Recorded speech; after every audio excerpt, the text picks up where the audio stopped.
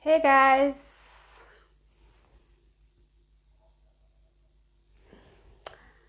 let me take this opportunity and greet you all in the most gracious name, the name that is above all names, the name of our Lord and our Savior Jesus Christ. Hallelujah.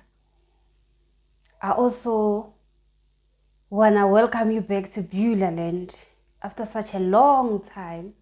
If you are returning, thank you so much for the love and support and the loyalty as well. And so if you are new here, my name is Beulah. I'm a daughter of the Most High God. My sins are forgiven, and so I am born again. I am here, beloved, to just spend these few moments with you. I miss you so much, and I want to thank God for granting me this privilege to record this video. I've been away, not because I wanted to, but because the situation I'm currently in caught me off guard in a blink of an eye, and so I found myself defeated. I found myself asking 1,000 questions that I don't have answers to. I found myself questioning God, over and over again, why he had to allow something of this nature to happen. I am not okay, beloveds. I'm not okay, marshmallows. I am in grief. I am mourning the passing of my partner. We were so much in love. Here I'm speaking about my partner of 7 years. We met in 2016 on the 20th of July. I was in the middle of nowhere. I was lost. I was emotionally bruised. All alone without anybody. But this man that I'm mourning found me, and he gave me my life back. He gave me my confidence back. And so I fell in love with him along the journey. And when I fell, I never looked back. I never recovered. Love came and it left me paralyzed. I really loved him so deeply, so dearly. But he loved me and adored me more than I loved him. And I believe that's how relationships should be. That's how it should be. The language of love should be a man must love a woman more than the woman loves the man. So I became a princess. I became a queen in his arms, in his jungle. I was deeply loved, and I have peace in my heart because God allowed me the opportunity to taste of pure love, to embrace love in its original form. And so I think that also is helping me during this moment of grief to gain strength and courage to know I was loved. We were not married yet because a year after we met, he lost his job. He was dismissed at work for 5 years. And so after 5 years, God, came through for him and he was reinstated back at work. And that's when he was planning to make a right woman, a true woman, a loyal woman out of me. But God, I want to believe, had other plans concerning our lives. And so we struggled together for like 5 years. We struggled together. We loved each other even when love was all we had. When I speak about a struggle, one would think that maybe I'm talking about maybe going to bed hungry. There was a time when we didn't have electricity in Togoza, around the area where we were staying for 2 months. And this man, my late partner, he would do all it took so that I get hot water, so that I have food.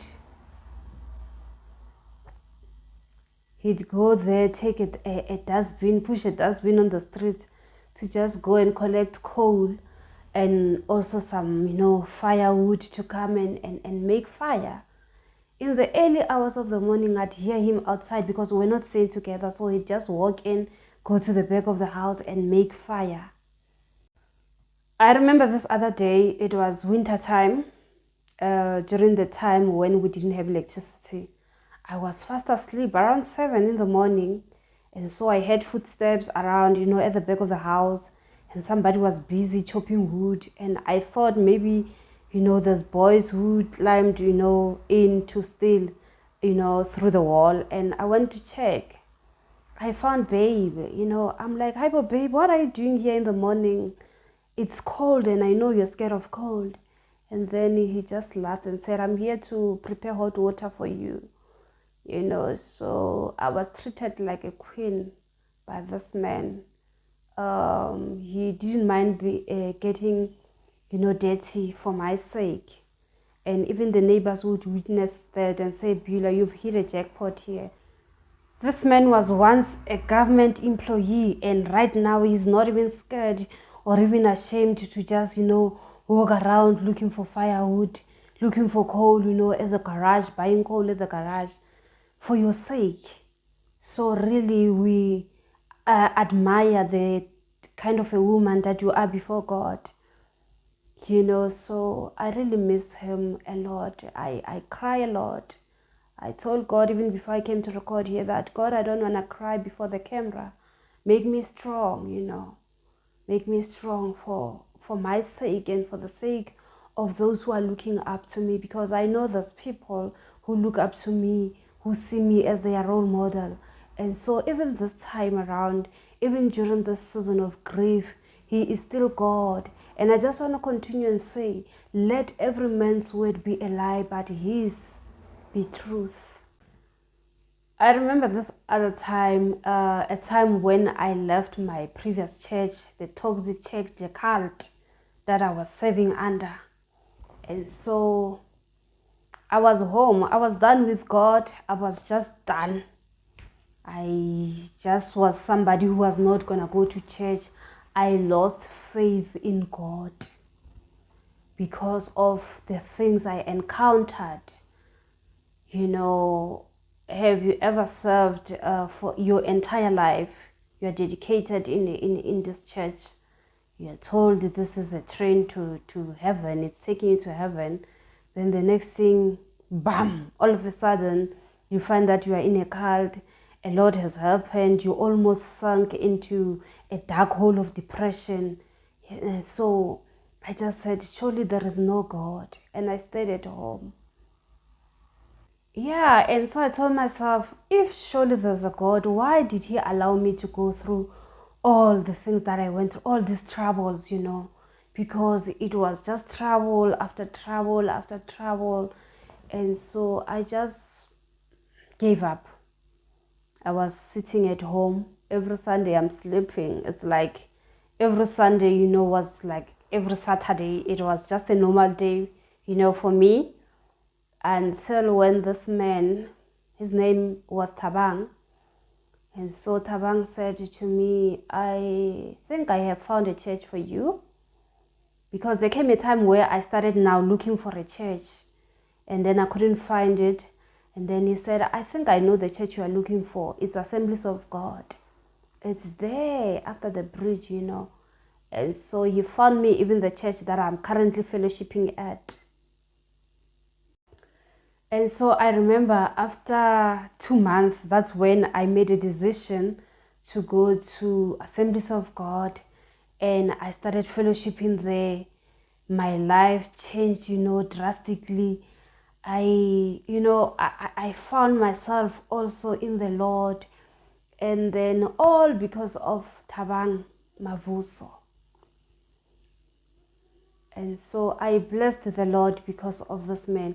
He had solutions like for each and every problem that I would encounter. He knew every place. Whenever I just come to him and say, babe, do you know where I can find this? It's just say to me, let's go. I surely have lost a diamond. I've lost I don't know how to put this, but I'm defeated. I don't even know how to put curtains. He's the one who would put curtains in the house. I don't know how to hang curtains in the window, Mina. He'd do it. And so I just sit and watch. Last year in March, he was reinstated back at work, and I raised my hands, thanking the Lord for what he has done for him.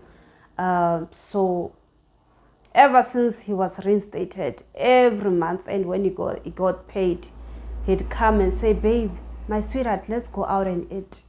Every day, every payday from March last year. And I just look and say, Lord, I'm thankful that I did not only suffer with this man, but I'm also allowed, to celebrate victory with him. You know how it's like in the world. Sometimes you struggle with someone, when they become right, then they dish you, they push you away. But he didn't do that. Baby didn't do that. He drew me closer and closer to him. And so I was really so happy that after everything that we went through, God is rewarding us. And then, I celebrated my man. I didn't tolerate him. I really celebrated him. I loved being around him even when we didn't have anything. His presence, would make my heart bubble with joy. And so shortly after he was reinstated at work, he felt sick. His legs started swelling. And I thought it was just something that was passing. I'd pray for him, we'd pray together until in December when he landed in hospital. I was in the convention in Tabanshu. Coming back, I found that my man is now in hospital. I quickly went there. Every day I spent the end of the year in the hospital with him. I remember there was a time when we even ate hospital food together. I hate hospitals. I have a phobia for hospitals. So because of the love I have for him, I ended up even eating hospital food with him. We sat there and then he was on drips and we ate food. I sat together with him on the bed, and so we ate, we indulged, on hospital food. I really loved my man so much. Even when maybe he bought something that I don't like, I'd simply take it with a pure heart and even use it. If it's shoes, I'd simply wear them, because I'm one person. I listen to Dr. Miles Monroe a lot, and Dr. Miles Monroe, when he teaches about relationships, he tell you that it's an insult for a man when he buys you something and then you say, I don't like it, babe. Also, you look at your man. If he's this person who's so generous, he's so, he loves you, some of the things you can compromise and just say, I really love it, babe, thank you so much. Not that you are lying, but you appreciate him. It's all about compromising. It's all about appreciating one another and compromising in relationships. And also, as a psychologist, I give advices to people how they should meet each other halfway. So I at some point ought to practice what I preach. So at the hospital there, they were visiting hours, but they ended up allowing me to just stay there the whole day with him. And the nurses would come and say, "Uhlalisile umama baba," bengimhlalisa sihlale. So that's why my heart is really content in the midst of what I'm going through. I really feel alone. I miss him so much. He was my best friend. I'm not somebody who click with everyone, but I clicked with him, and then I was so. After 10 days, he was discharged. I went to fetch him in the hospital. And so we came back. And then around January, towards the end of January, he was once again admitted to the hospital because he had a liver problem. The doctor said it's a liver problem. And so he stayed there maybe for like 4 days. I also was there for him. I always went there, buy him whatever that he needs. And so I'd go and sorry about that. I'd go and just spend a few hours with him there in the hospital. And so within maybe 5 days, because he was admitted on a Saturday, so Sunday he was there. Monday I went to see him. Tuesday I went to see him. On Wednesday he was discharged. And so the same day he was discharged, he called me to come to his home, and then I went there. I was busy with a vlog that I'm gonna upload very soon, because when my man was in the hospital, he told me something. He said to me, "Sweetheart, if you really love YouTube and you love these videos, continue doing them." I did not know that those were goodbye messages. Continue doing them, because as you can see, I'm here in the hospital bed. I can't do the things that I loved doing. So continue with your YouTube videos. That's what my love said. And so I want to believe that whenever I feel that I need to preach, I need to share the word, I will simply do that. And through the grace of God, I was really down. I'm a bit better now because I have people who really adore and love me so much. So they really are there for me. They are just God in human form. So I want to thank them. But what was I saying? Oh, I was talking about when he was discharged. The same day he was discharged, he called me to come to his home. I went there. It was around past 6 in the afternoons. And so I went there, and then he quickly took a shower, and then he came back to me. And so he went to, fetch food. It was pap. And then he said to me, my sweetheart, I'm not going to be eating this pap. Maybe you can eat. I was full because it was, towards the evening, I'd already eaten. But I just said, for the sake of baby, I will just eat this pap. I'll eat a bit. And so I asked him to pray. He prayed for the food. Immediately after praying, he went to fetch juice. And then as we were busy sitting there, he stood up. I don't know what he was going to fetch. Coming back, he just fell right in front of me. And I tried to lift him up, and I put him on a chair. We were talking, and then he was even doing this with his hands, telling me that when you do this, it's nothing serious. And then we were talking, I fed him juice, and then all of a sudden, we were now in the hospital. Yeah, we were in the hospital because after the chair, I had to, help him lie a bit. And then I was just there with him. I was telling him, please try to fight. Because I could see that something was happening there. Then please try to fight, love, because you are everything that I have. You are my, outside God, you are all I have. You are my friend, you are everything to me. And then he just rubbed me at the back like this, and so he was gradually becoming unconscious, so we then took him to the hospital, and then we were there the whole night, and then he was in high care. Early in the morning, we came back home to Bath and went back there. I was so confident. I thought I'll find him awake, I went there with excitement, only to find that he was still unconscious. We prayed for him all together with his mom and the sister. We prayed, we'd go there, people came to support me. They prayed, we prayed, I played his favorite song, I played him his favorite song. I'd put earphones in his ear. I'd speak to, I'd talk to him. I'd sit there and talk to him maybe for minutes. I was just there. He's in a coma. His heart is beating. He's got pulse both sides of the neck. And so I was busy talking, to him, playing him his favorite song. He loved the song Andile. There's this song Andile says, Ujehova ungibiyele, Ujehova ungisibekele. That was my man's favorite song. So I'd play him that song and then also talk, even though he couldn't talk back. But after a couple of days, he just left. He left. I don't even know how it happened. I still have questions. I still have a mind of going back to the hospital. I need to know what happened. Why did his heart suddenly stop?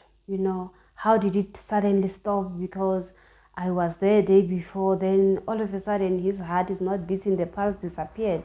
I really feel that I need to know what happened to my man. So we buried him last week Thursday. It was such an emotional moment. I don't know, guys. I'm not okay. I'm not okay. I'm just not okay. The pain that I'm feeling in my heart is worse than all the rumors that I hear about, the photos that I'm posting. It's worse. There is nothing that can ever break me. You may carry on and take screenshots of the photos and say, We didn't know Beulah had a man, didn't know Beulah had a husband, but that is not doing any difference. It's not harming me in any way. I am all okay. The pain that I'm feeling here is of losing a partner, the man that I loved. You are allowed to do anything, but just know that there's somebody who was closer to the person that you are gossiping about. Somebody who rubbed his head over and over again. Somebody who played with his bed. Somebody who fixed the collar of his shirt. Somebody who tied his shoelaces.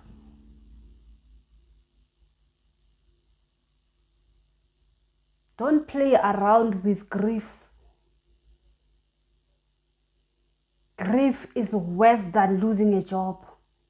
It's worse than being excommunicated. It's worse than failing a module.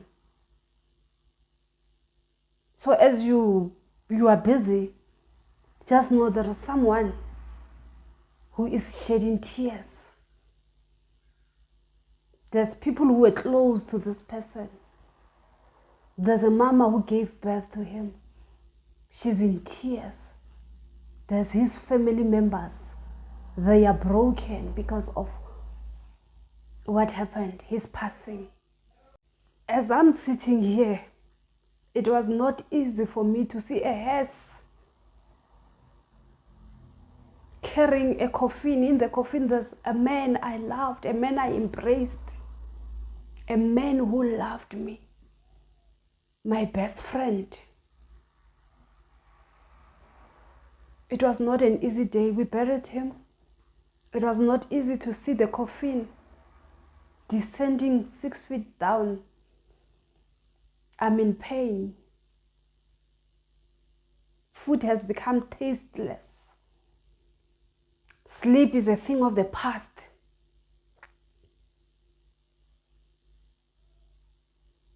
But the word of the Lord is a strong tower. And the righteous, those whom God has made righteous, run to it and are safe. The connection that I had with that man was priceless, was so out of this world. I remember we buried him on Thursday. On Friday morning, I was asleep. And so I woke up around 6:45 to go, wee-wee. I came back to just watch a video, Mam Kanyile's video here on YouTube. And so I just dozed off for like 5 minutes maybe. And then Tabang was just standing right in front of me, wearing fawn. He was dressed in fawn. And then we held hands like this. And so he looked at me with his eyes closed. His eyes were closed, but he was smiling at me with hands, held like this. We were holding hands. And then he didn't have much to say, but he was smiling. And so I remember I said to him, because I usually would say to him, "Mba, babe," And so I really like Mba. Yo, Nkosiami, I don't know, but Mba is my favorite, And so I said, "Babe, Mba," during that vision. And so as he was drawing closer to me, I was drawing closer. There's something, a mist that came and did this. And so I woke up around maybe 10 or 11, I can't remember. I decided, because I did not view him in the coffin, I don't know how he was dressed. I went to ask his friend, "Tell me, how was Taban dressed, when he was buried?" And then he said exactly what he appeared wearing in that vision. So it was him. He came, he smiled, he's all well. And so I'm comforted because he is resting well, he's well. Although we have religionized everything, I bless the name of the Lord that I managed to even see how he was dressed when he was buried, even though I couldn't view him. We are supernatural beings, I repeat, trapped in physical bodies, so we are not strangers. and there's a communication between supernatural beings. You know, when you are a container of God, you are a candidate for association with the unseen world. Angelic beings associate together. So you need to come a little higher to understand the levels of these things. That when a person dies, they don't really vanish. But well, I believe that's a topic for another day. All I want to say is that it's painful to remain here when a part of you is gone. You feel like you are betraying him. And another thing, it feels as though you can also follow him. What's the use of being here when a part of you is dead, you know? So I am deeply hurt, as I keep repeating this. I'm deeply hurt, I'm not okay. And then I don't know, have you ever lived to witness something that you prayed for and then, you know, vanishing, you just lose it? You witnessed a child that you prayed for dying. You witnessed a job that you prayed for, you know, ending. It's painful. You know, to witness the good health you prayed for deteriorating, you know. We all have lived to witness stuff that we prayed for, you know, disappearing. We lost the stuff that we prayed for.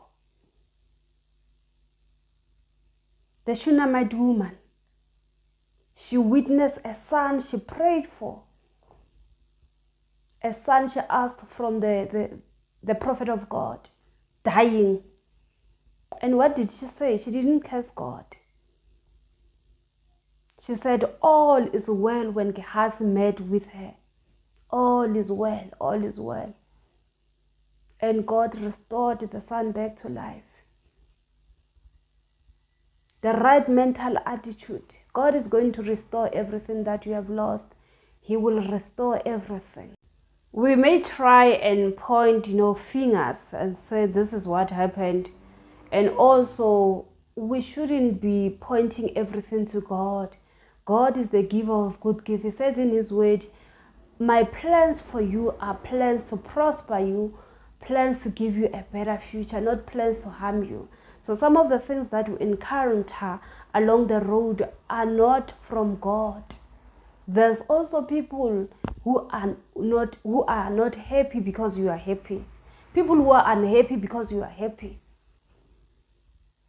But we have a Father who knows our name. And we shall never bow to the idols of this world, no matter what it takes. So we will press on with pain in our hearts, knowing that God will restore.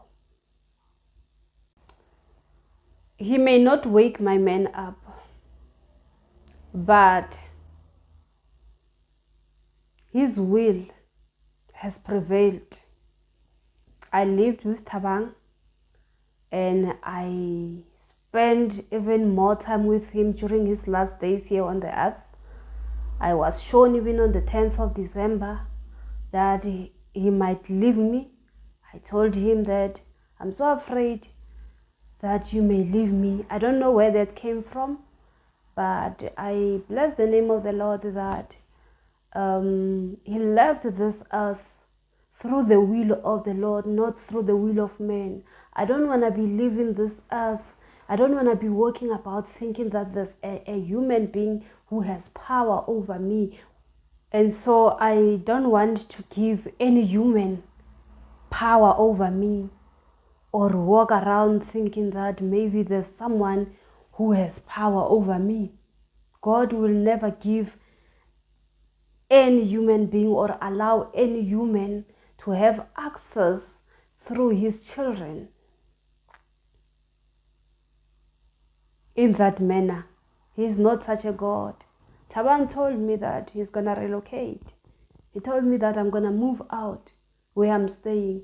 And I asked him, babe, when you move out, now don't see Alima. Who are you going to leave me with? You want to leave me alone? What about me? He said, Muswena, your church is here.